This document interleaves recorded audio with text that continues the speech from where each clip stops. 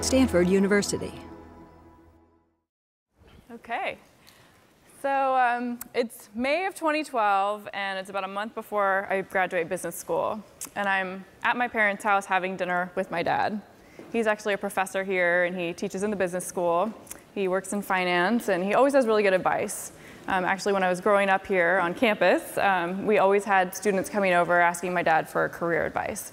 So now it was my turn to ask him for career advice.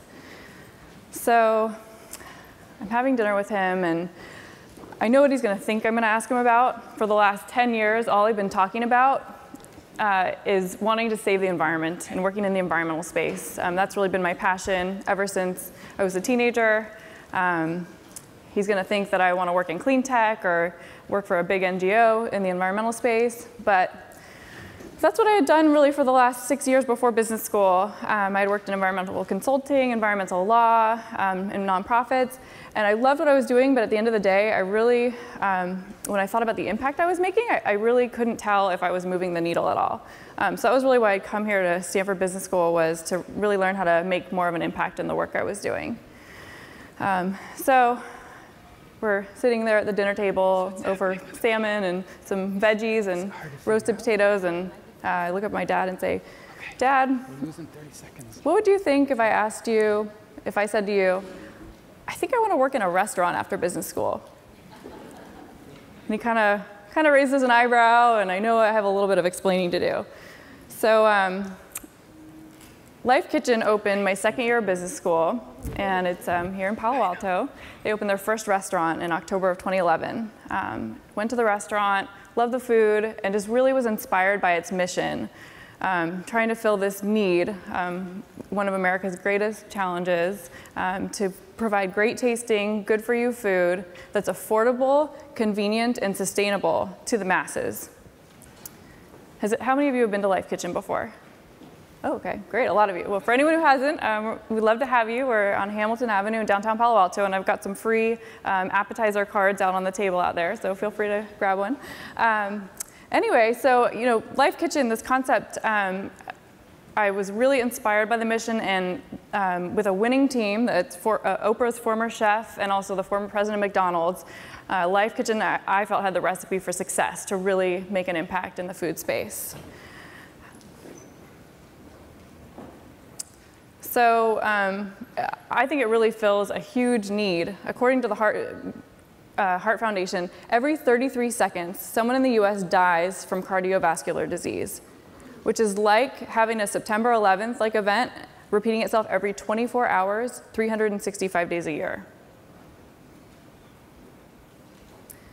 But studies show that up to 70% of heart disease can be averted with the right diet. So here was LYFE Kitchen trying to fill this need of bringing great tasting, good for you food to the masses, and I really wanted to be part of that. So I asked my dad again, Dad, what do you think about LYFE Kitchen? And this time, no hesitation. With that kind of an opportunity, I think it's a fantastic idea. So I started there right after business school, July of last year, and came on as their manager of strategy.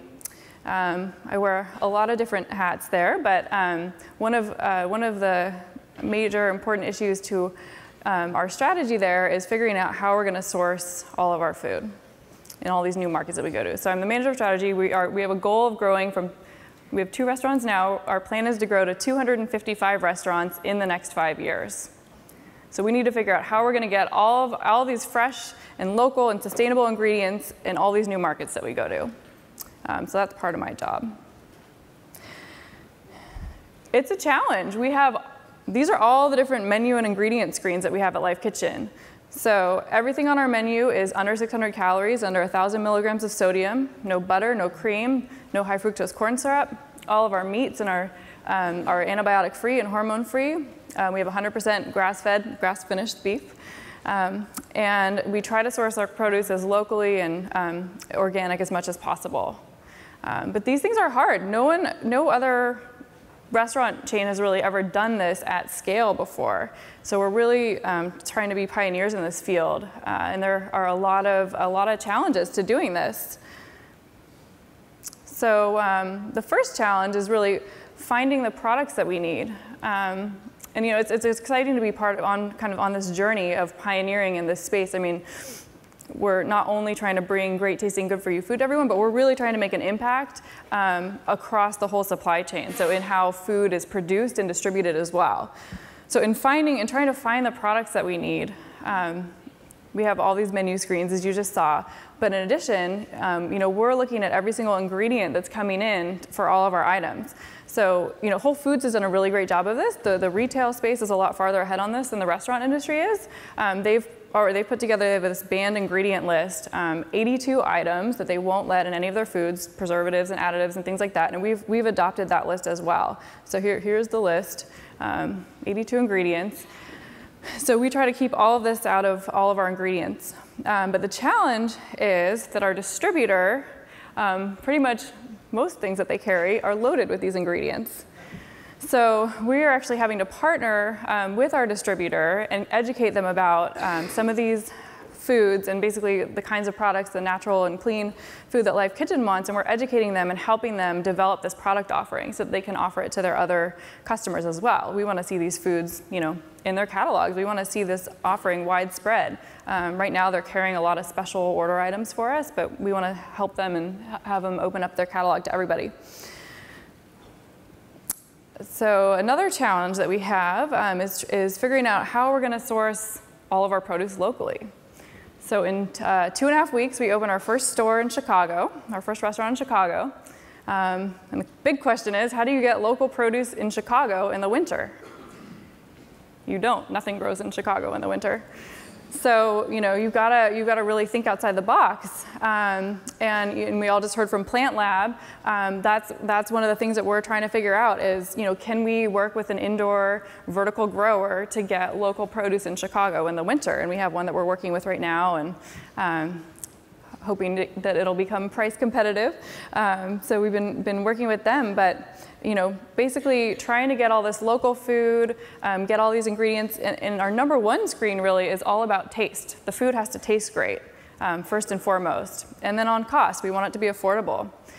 So these are sort of all some of the challenges we're dealing with. But we really feel like we're pioneering this space and trying to partner with all of our suppliers to really move the whole industry forward. Lots of exciting things going on, but we still need help. Clean food production is a challenge. Some of you have probably read the Chipotle article that came out recently. They can't get enough antibiotic-free beef to meet demand. There's just not enough supply of it, so we need more of this clean food. Innovative growing practices, like we heard about earlier, and I believe someone else in the afternoon is going to talk about indoor growing as well, but we need to figure out ways to get more local, nutritious produce to our cities everywhere, all year round.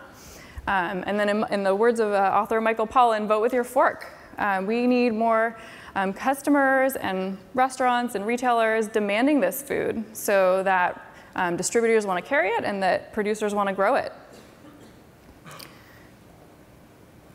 Oh.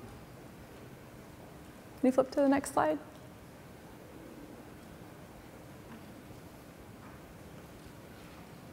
Oop. Okay. So for any of the students out here, I guess, that want to get involved in this space, I guess three kind of thoughts that I would have. Number one, really take advantage of all the resources that are available to here to you on campus. So Matt Roth and Deborah Dunn in the D School, and Sarah Sewell in the Business School, and Christopher Gardner in the Med School. I mean, there's just so many great people. Ask them out to coffee and pick their brain. Get advice from them on how you can really, pursue your passions in this space. Number two, I would say get experience. So the food world has become kind of sexy and romanticized recently, and but I would always want to keep in mind that passions really need to be grounded in reality, and food businesses operate like any other business. So if you can get a little experience, whether it's a summer internship or even a volunteering job, that that's a great way to learn more about this industry. And then I would say just third, don't worry too much about it. I didn't, it doesn't have to be your first job right after college. It took 8 years for me to get into the food space after undergrad. So I would just say, don't worry about it, relax. And I would just like to leave on a quote that sort of inspires a lot of the work we do at LYFE Kitchen from Margaret Mead. Never doubt that a small group of thoughtful, committed citizens can change the world. Indeed, it's the only thing that ever has. Thanks. For more, please visit us at stanford.edu.